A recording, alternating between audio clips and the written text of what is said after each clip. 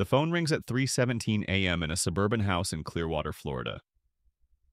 Janet Morrison, a 42-year-old accountant, jolts awake and immediately reaches for her bedside notebook. She's been waiting for this call all week. On the other end of the line, her spiritual advisor Marcus whispers urgently, "The dolphins have spoken. Tomorrow at sunrise, you need to be at the pier with exactly 17 bananas and a photograph of your grandmother. The interdimensional portal will only be open for 12 minutes." Janet doesn't question this. She doesn't find it strange. In fact, she's already mentally calculating how much time she needs to drive to 3 different grocery stores to find the perfect bananas. They have to be yellow with just the right amount of green on the tips because, according to her belief system, dolphins from the fifth dimension communicate through the precise ripeness patterns of tropical fruit. This isn't fiction. This isn't satire. This is Janet's sincere religious practice, one that she's followed faithfully for 8 years, spending over $40,000 on dolphin communication seminars, interdimensional fruit ceremonies, and what she calls aquatic enlightenment experiences. She's not alone. An estimated 1,200 people worldwide belong to the Church of Cetacean Consciousness, convinced that dolphins are evolved beings from another dimension who can unlock human spiritual potential through fruit-based rituals. But here's what makes Janet's story truly remarkable. She's not mentally ill, she's not uneducated, and she's not being coerced. She holds a master's degree in accounting, manages a successful business, raised 3 healthy children, and came to her dolphin-based spirituality through what she describes as a profound personal revelation that changed her life for the better. Her family thinks she's lost her mind, but Janet has never been happier or more at peace. Welcome to the strange, fascinating, and often bewildering world of contemporary religious movements that challenge every assumption we have about what rational people can sincerely believe. From alien-worshipping cults that await spaceships hidden behind comets, to underground movements that practice spiritual communion through consuming their own bodily fluids, to organized religions built around the worship of fictional characters from science fiction novels, the landscape of human spiritual creativity is far weirder and more diverse than most people imagine. The question isn't whether these beliefs seem absurd to outsiders, they clearly do. The question is how intelligent, educated, psychologically healthy people come to embrace spiritual practices that appear completely detached from reality, and why these movements continue to grow even in our supposedly rational scientific age. Consider the case of Dr. Patricia Williams, a respected neurosurgeon at Johns Hopkins Hospital, who secretly belongs to the Order of the Sacred Garbage. For the past 6 years, Dr. Williams has practiced a form of spirituality that treats discarded objects as vessels of divine energy. Every Tuesday evening, she joins 40 other members in Baltimore parking lots, where they meditate with trash, seeking spiritual guidance from empty soda bottles, used napkins, and discarded fast food wrappers. The order teaches that consumer society's waste products accumulate spiritual residue from human desires and fears, making garbage cans powerful focal points for understanding the human condition. Members practice refuse divination, interpreting patterns in litter to make important life decisions. They conduct trash baptisms, where participants are covered with benign refuse while reciting mantras about transformation and renewal. Dr. Williams credits her garbage-based spirituality with saving her marriage, helping her overcome depression, and making her a more compassionate physician. She says that contemplating society's waste has taught her about impermanence, abundance, and the hidden connections between all living things. Her colleagues have no idea that the surgeon who removes brain tumors with remarkable precision spends her evenings seeking enlightenment through spiritual communion with dumpster contents. The Order of the Sacred Garbage isn't unique in finding divine significance in unexpected places. The Church of the Subgenius, founded in the 1980s, worships a fictional character named J.R. Bob Dobbs, a grinning salesman whose image appears on cigarette packages and whose teachings promise eternal salvation or triple your money back. Members, who call themselves subgenii, practice elaborate satirical rituals designed to mock consumer culture while simultaneously embracing it as a spiritual path. Subgenius theology teaches that humans are enslaved by the conspiracy, a vague but omnipresent force of conformity and boredom. Liberation comes through achieving slack, a state of enlightened laziness that allows practitioners to avoid work while maintaining prosperity. The religion's central sacrament involves smoking Haberfrup consuming frop, and preparing for the arrival of alien sex goddesses on July 5th, 1998, a date that has been repeatedly revised as each prophecy fails to materialize. What makes the Church of the Subgenius particularly fascinating is that many members seem to simultaneously believe in and recognize the absurdity of their own beliefs. They practice sincere religious devotion to consciously ridiculous doctrines, creating a form of spirituality that exists in the space between faith and irony. Bob Wilson, a 34-year-old software engineer in Austin, Texas, has been a devoted subgenius for 12 years. He pays annual membership dues, attends regional gatherings, and organizes local Slack masses in community centers rented for the purpose. When asked whether he actually believes that J.R. Bob Dobbs is a divine figure, Wilson gives a response that captures the movement's paradoxical nature. Belief is beside the point. Bob works whether you believe in him or not. I've received more genuine spiritual insight from worshiping a fake religious figure than I ever got from real religions. This raises profound questions about the relationship between sincerity and spirituality. Can a consciously absurd religious practice provide authentic spiritual experience? Wilson's life suggests it can. He credits subgenius practice with helping him overcome social anxiety, build meaningful relationships, and develop what he calls a healthy skepticism toward all forms of authority, including religious authority. The Raelian movement presents an even more complex case study in contemporary religious creativity. Founded by Claude Vorillon, a French race car driver who claimed to have been contacted by aliens in 1973, Raelianism teaches that all life on Earth was created by advanced extraterrestrials called the Elohim. These beings allegedly used genetic engineering to create humans in their image, then returned to their home planet, leaving behind various religious texts as garbled accounts of their scientific interventions. According to Raelian theology, traditional religions are misinterpretations of ancient alien contact. Moses, Buddha, Jesus, and Muhammad were all messengers sent by the Elohim to prepare humanity for their eventual return. The movement's goal is to build an embassy where the aliens can land safely and resume direct communication with their human creations. But Raelianism isn't just about alien contact. The movement promotes radical sexual freedom, advocates for human cloning, opposes all forms of violence, and teaches meditation techniques designed to unlock human genetic potential. Members practice elaborate rituals involving synchronized dancing, mass nudity, and the consumption of specially prepared foods that are supposed to activate dormant DNA sequences. Dr. Stephanie Chen, a molecular biologist at the University of California who has been a Raelian for 15 years, describes her religious practice as scientifically informed spirituality. She doesn't see any contradiction between her professional expertise in genetics and her belief that humans were created by alien scientists. Science and Raelianism ask the same questions about the origins of life, she explains. We just propose different answers based on different evidence. The alien hypothesis actually makes more scientific sense than traditional creation stories. Dr. Chen's involvement with Raelianism has influenced her scientific work in unexpected ways.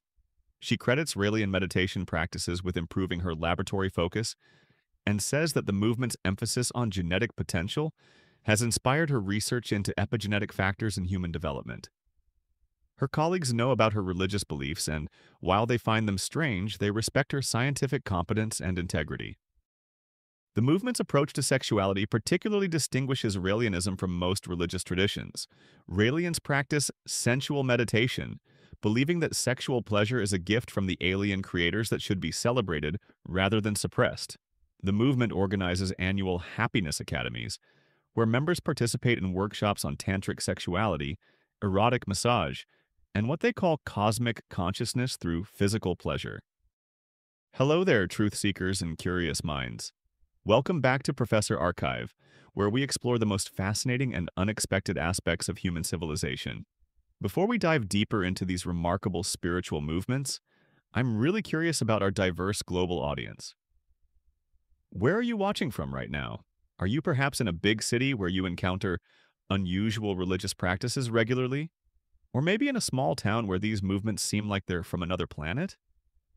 And here's something I'd love to know. What do you do for work? Are you maybe a psychologist trying to understand human belief systems? A sociologist studying new religious movements? A journalist covering fringe communities? Or simply someone who enjoys exploring the wonderful weirdness of human culture? Your perspective probably shapes how you're processing these stories. The Prince Philip movement on the island of Tanna in Vanuatu presents one of the most geographically specific examples of how modern religious movements can emerge from cross-cultural encounters. For over 60 years, members of several villages have worshipped Prince Philip, the late husband of Queen Elizabeth II, as a divine figure who will someday return to lead them to prosperity and spiritual enlightenment. The movement emerged from traditional Melanesian cargo cult beliefs, merged with encounters with British colonial administrators and occasional royal visits. Villagers interpreted Prince Philip's ceremonial role, his apparent wealth and power, and his connection to Queen Elizabeth as evidence that he was a divine being who had temporarily left his true home in Vanuatu to fulfill cosmic purposes in the outside world. Members of the Prince Philip movement practice elaborate rituals designed to encourage his return. They maintain shrines decorated with official royal photographs, perform traditional dances that incorporate British ceremonial elements, and observe special feast days that correspond to significant dates in Prince Philip's life.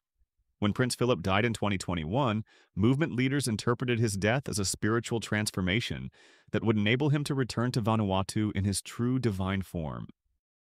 Chief Jack Naiva, who has led the movement for over 30 years, explains the theology with sophisticated reasoning that connects traditional Melanesian spiritual concepts with observed facts about British royal power. Prince Philip lived in a place of great power and wealth, but his heart remained with our island. He sent gifts and messages that proved his concern for our well-being.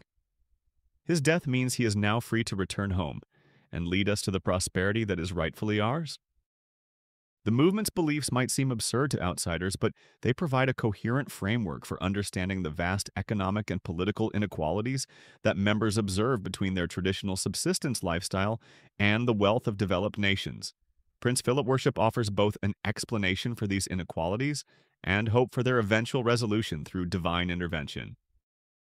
The Jedi religion presents a fascinating case study in how fictional narratives can evolve into sincere spiritual practices. What began as a joke census campaign in several countries has developed into a genuine religious movement with formal organizations, ordained ministers, and systematic theological doctrines based on the Star Wars films. The Temple of the Jedi Order, founded in 2005, has attracted over 200,000 members worldwide who practice meditation techniques inspired by Jedi training, study moral philosophy derived from the film's themes, and work to develop what they call force sensitivity through various spiritual exercises. Members take vows similar to those found in traditional religious orders and commit to serving others according to Jedi principles of peace, justice, and compassion.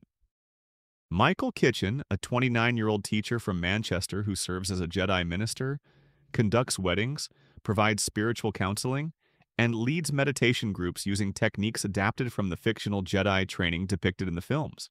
He studied comparative religion and psychology in university and argues that Jedi spirituality offers practical benefits that rival those of traditional religions. The Force is obviously fictional as depicted in the movies, Kitchen explains, but the concept points toward real spiritual experiences that people have always recognized. When Jedi training talks about connecting with the energy that binds all living things together, that's describing meditation experiences that mystics from every tradition have reported for thousands of years. We're just using a modern mythology to access ancient spiritual practices. Kitchen's Jedi congregation includes doctors, lawyers, teachers, and business professionals who gather weekly to practice Force meditation, study moral philosophy derived from Jedi teachings, and support each other through difficult life transitions. Members report that their practice has helped them develop greater emotional balance, stronger ethical commitments, and more meaningful relationships. The Church of Euthanasia takes religious extremism in a completely different direction, advocating for voluntary human extinction through what its founder, Reverend Chris Corda, calls the four pillars: suicide, abortion, cannibalism, and sodomy. The movement teaches that humanity is a destructive species that threatens all other life on Earth, and the most ethical response is to voluntarily reduce human population to zero. Founded in 1992, the Church of Euthanasia has attracted approximately 300 active members who practice various forms of anti-natalist spirituality. Members take vows never to reproduce, organize protests against what they call human supremacy, and practice rituals designed to cultivate what they describe as ecological consciousness through contemplation of human mortality and environmental destruction. The movement's approach to cannibalism has created significant controversy and legal challenges. Members argue that consuming already deceased humans for spiritual purposes honors the dead while reducing waste and environmental impact. Several members have publicly consumed human placenta in ceremonial contexts, and the movement distributes recipes for preparing human flesh, though they emphasize that they only advocate consuming humans who have died from natural causes or voluntary euthanasia. Dr. Amanda Foster, a 41-year-old environmental scientist and Church of Euthanasia member for 8 years, describes her religious practice as radical ecological ethics taken to their logical conclusion. She practices daily meditation on human extinction, maintains elaborate shrines to extinct species, and has legally committed to donating her body to the movement for ceremonial consumption after her death. Most environmental movements want to reduce human impact on the ecosystem, Dr. Foster explains. We're just honest enough to admit that the only way to eliminate human impact is to eliminate humans. It's not about hatred or depression, it's about love for all the other species that would flourish if we weren't here consuming their habitat. Dr. Foster credits her euthanasia-based spirituality with giving her profound peace about mortality and helping her live more ethically in the present. She has reduced her consumption to absolute necessities, dedicates her career to documenting environmental destruction caused by human activity, and reports that contemplating voluntary extinction has eliminated her anxiety about death while intensifying her appreciation for the time she has remaining. The breatharian movement claims that evolved humans can survive without food or water, sustaining themselves entirely through breathing techniques that extract energy from air and sunlight. Founded by various teachers, including Wiley Brooks and Jasmuheen, breatharianism teaches that physical matter is unnecessary for advanced spiritual beings who have learned to absorb nutrients directly from cosmic energy. Practitioners known as breatharians undergo lengthy initiation processes designed to wean them from physical food dependency. The process typically begins with juice fasting, progresses to water-only consumption, and culminates in what teachers call living on light, complete elimination of all physical nutrition except air.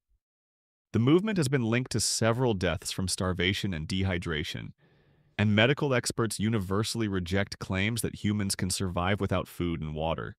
Despite this, several hundred people worldwide claim to practice successful breatharianism, and the movement continues to attract new followers through books, seminars, and online communities. Elena Rodriguez, a 38-year-old yoga instructor from Santa Fe, claims to have lived as a breatharian for 3 years, consuming only water and occasional herbal teas while maintaining her health and energy through breathing practices and meditation. Her family and friends report that she appears healthy and energetic, though medical professionals who have examined her express serious concerns about her long-term health prospects. "I understand why people think breatharianism is impossible," Rodriguez says. "I thought it was impossible until I experienced it directly. The transition was gradual and guided by experienced teachers who helped me learn to absorb energy from sources that most people don't know exist. My body functions better now than when I was eating conventional food." Rodriguez acknowledges that some people who attempt breatharian practices have died, but she argues that these deaths resulted from improper training rather than inherent impossibility of the practice. She continues to teach breathing techniques to interested students while emphasizing the importance of gradual transition and medical supervision. The Discordian movement, based on worship of Eris, the ancient Greek goddess of chaos and discord, presents perhaps the most philosophically sophisticated example of consciously absurd religious practice. Founded in the 1960s by Greg Hill and Carrie Thornley, Discordianism teaches that chaos is the fundamental nature of reality, and that all attempts to impose order or meaning are ultimately futile and often harmful. Discordian theology holds that the universe operates according to the law of fives, which states that all phenomena can be related to the number 5 directly or through simple mathematical manipulation. Practitioners seek to cultivate creative chaos in their lives through pranks, artistic projects, and deliberate disruption of social expectations. The movement's central text, the Principia Discordia, presents itself as both a serious religious work and an elaborate joke. It includes genuine spiritual insights alongside obvious nonsense, challenging readers to distinguish between meaningful teachings and deliberate absurdity. The book's subtitle, Nitzios, How I Found Goddess and What I Did to Her When I Found Her, captures the movement's irreverent approach to traditional religious categories. Dr. Sarah Thompson, a professor of religious studies who has practiced Discordianism for 22 years, argues that the movement offers profound insights into the nature of belief, authority, and meaning, despite its apparently silly surface. She has written academic papers on Discordian philosophy and teaches courses that include Discordianism alongside traditional world religions. Discordianism forces you to confront the arbitrary nature of most religious and social conventions, Dr. Thompson explains.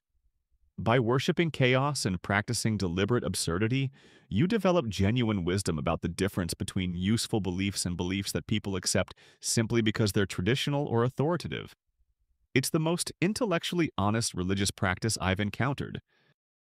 Dr. Thompson's Discordian practice includes daily chaos meditation, where she deliberately seeks out random experiences and finds meaningful patterns in accidental events. She organizes Discord Society meetings where participants practice improvisational theater designed to disrupt social expectations and explore alternative ways of relating to each other. The Heaven's Gate movement, which gained international attention in 1997 when 39 members committed collective suicide believing they would join a spaceship traveling behind the Hale-Bopp comet, represents an extreme example of how UFO-based spirituality can develop into tragic consequences.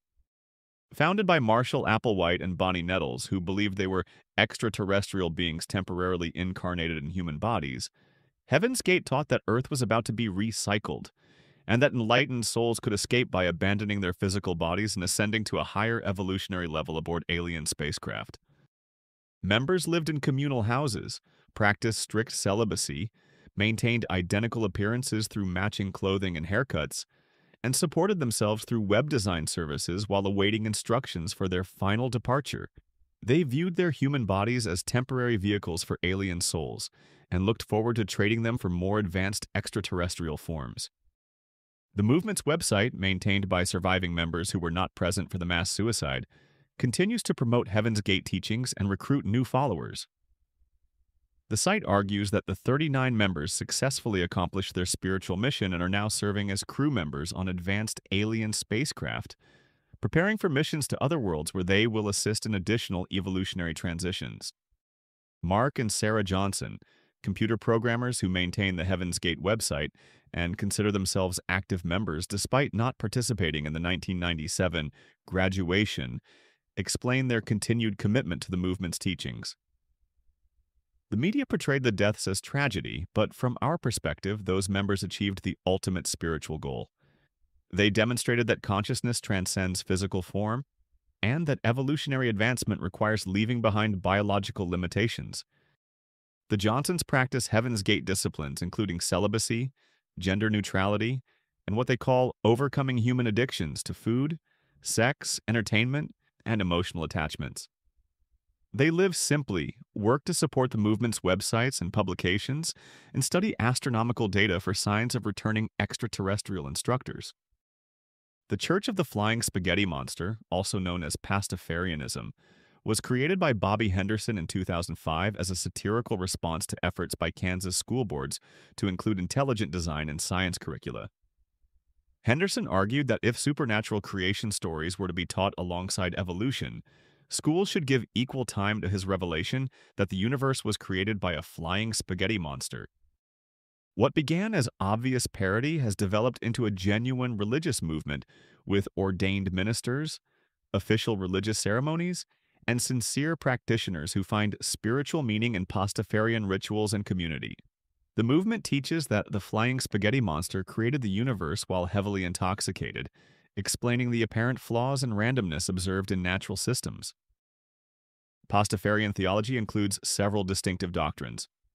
Pirates were the original Pastafarians, and their decline has caused global warming. The afterlife consists of a beer volcano and stripper factory, and wearing colanders as religious headgear demonstrates faith in the flying spaghetti monster's noodle-based divinity. Jennifer Martinez, a 31-year-old social worker who serves as an ordained Pastafarian minister, conducts weddings and other religious ceremonies while maintaining what she describes as sincere, ironic faith in flying spaghetti monster divinity. She argues that Pastafarianism offers genuine spiritual benefits despite its obviously satirical origins. The whole point of Pastafarianism is to demonstrate that the logic most people use to support their religious beliefs can justify any religious belief, no matter how ridiculous. Martinez explains. But once you accept that all religious beliefs are equally arbitrary, you're free to choose beliefs that actually make your life better. Pastafarian community, rituals, and humor have improved my mental health and relationships more than traditional religions ever did. Martinez organizes monthly pasta communion services where members share Italian food while discussing the flying spaghetti monster's teachings about tolerance, critical thinking, and the importance of not taking yourself too seriously. Her congregation includes teachers, engineers, artists, and retirees who appreciate both the movement's satirical critique of religious authority and its genuine community-building functions. The creativity movement, formerly known as the World Church of the Creator, represents one of the most troubling examples of how religious frameworks can be used to promote racial hatred and violence. Founded by Ben Klassen in 1973, the movement teaches that white people are the supreme creation of nature and have both the right and responsibility to eliminate all other races through what members call racial holy war. Creativity theology rejects traditional concepts of God, heaven, and afterlife, instead teaching that the laws of nature represent ultimate authority, and that racial struggle is the fundamental organizing principle of human existence. Members practice meditation and physical fitness regimens designed to prepare them for eventual race war, and the movement has been linked to numerous violent crimes including murder, assault, and terrorist attacks. The movement's current leader, Matt Hale, is serving a 40-year federal prison sentence for soliciting the murder of a federal judge. But creativity continues to attract followers through online communities, publications, and prison recruitment programs. Members view themselves as nature's elite warriors and believe they are participating in cosmic evolution by working to eliminate what they call genetic pollution from other races. The examination of these movements raises profound questions about the relationship between belief, community, and psychological well-being that challenge common assumptions about rationality and mental health. Many participants in seemingly absurd religious movements report genuine improvements in their lives, relationships, and emotional states that suggest their practices provide real psychological benefits regardless of their apparent detachment from reality. Dr. Michael Stevens, a psychiatrist who has studied new religious movements for over 20 years, argues that the apparent absurdity of many contemporary spiritual practices shouldn't obscure their potential therapeutic value. Humans have always used ritual, mythology, and community practices to address psychological needs for meaning, belonging, and transcendence, he explains. The specific content of the beliefs matters less than whether the practices help people develop healthier relationships with themselves and others. Dr. Stevens points out that many practices now considered mainstream psychotherapy techniques, including meditation, visualization, role-playing, and group confession, originated in religious contexts that would have seemed equally absurd to outsiders. The question isn't whether particular beliefs are objectively true, but whether particular practices help individuals develop greater self-awareness, emotional regulation, and social connection. The anthropological perspective suggests that religious absurdity is often in the eye of the beholder, depending heavily on cultural context and historical familiarity.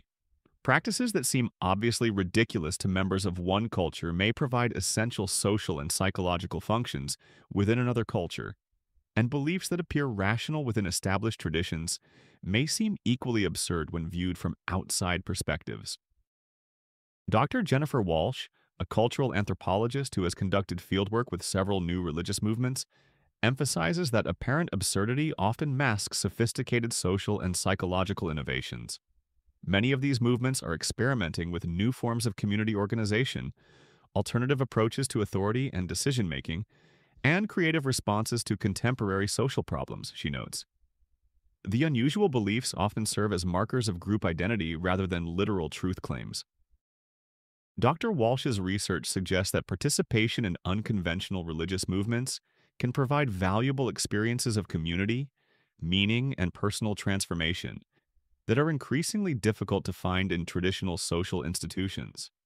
Members often report developing greater creativity, stronger personal relationships, and more resilient coping strategies through their involvement with these groups. The persistence and growth of apparently absurd religious movements in an increasingly educated and scientifically literate world suggests that they address genuine human needs that mainstream institutions struggle to satisfy. Rather than representing failures of critical thinking or education, these movements may indicate successful innovations in spiritual technology that provide psychological and social benefits through unconventional means.